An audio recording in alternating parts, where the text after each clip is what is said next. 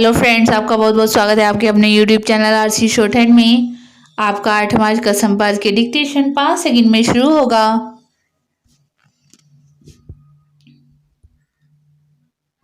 Start. संसद के budget सत्र के दूसरे चरण में अच्छी खासी राजनीतिक गहमागहमी देखने को मिल सकती है, क्योंकि एक तो विपक्षी दलों के परोक्ष प्रत्यक्ष समर्थन से कृषि कानून विरोधी आंदोलन जारी है और दूसरे कई राज्यों के विधानसभा चुनाव होने जा रहे हैं।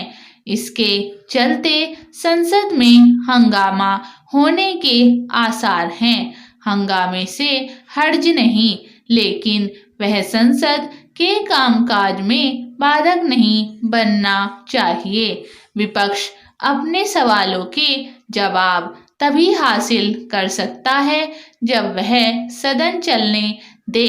हालांकि बजट सत्र के पहले हिस्से में नए कृषि कानूनों पर व्यापक चर्चा हो चुकी है, लेकिन किसान संगठनों का धरना जारी रहने के कारण यह सवाल एक बार फिर उठ सकता है कि आखिर किसानों की सुनी क्यों नहीं जा रही है। ऐसे सवाल उठाने की तैयारी करने वाले इससे परिचित हों तो बेहतर कि ये किसान नेता हैं जो कुछ सुनने समझने को तैयार नहीं। उनका अड़ियलपन ही समस्या समाधान में बाधक बना हुआ है।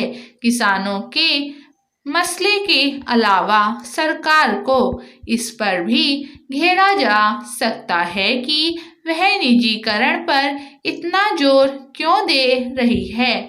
ऐसे सवाल उस समाजवादी चिंतन की उपज हैं जिसके तहत यह माना जाता है कि सब कुछ सरकार को करना चाहिए और यहाँ तक कि उद्योग धंधे भी उसे ही चलाने चाहिए। इस धारणा को ध्वस्त करने का समय आ गया है, क्योंकि इसने देश के औद्योगिकरण की राह रोकने का ही काम किया है। आजादी के बाद का दौर तो इसकी मांग करता था कि सरकार उद्योग धंधे स्थापित करे, लेकिन आज इसकी कहीं कोई आवश्यकता नहीं। तमाम देशों ने इस विचार को त्याग कर ही तरक्की की है कि कारोबार करना सरकार का काम है।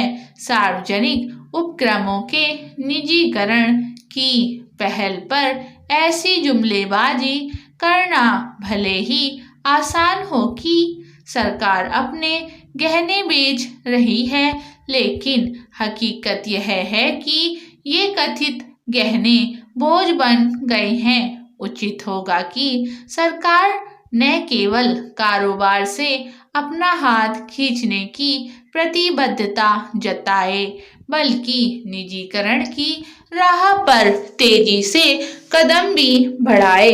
ऐसा तभी किया जा सकता है जब निजी क्षेत्र के नियमन के लिए कारगर नियम कानून बनाए जाएं और साथ ही वह माहौल तैयार किया जाए जो निजी क्षेत्र को प्रोत्साहित कर सके। इसके लिए जहां कुछ नए कानून बनाने होंगे, वहीं कई पुराने कानूनों में बदलाव भी करने होंगे। यह काम प्राथमिकता के आधार पर करना होगा।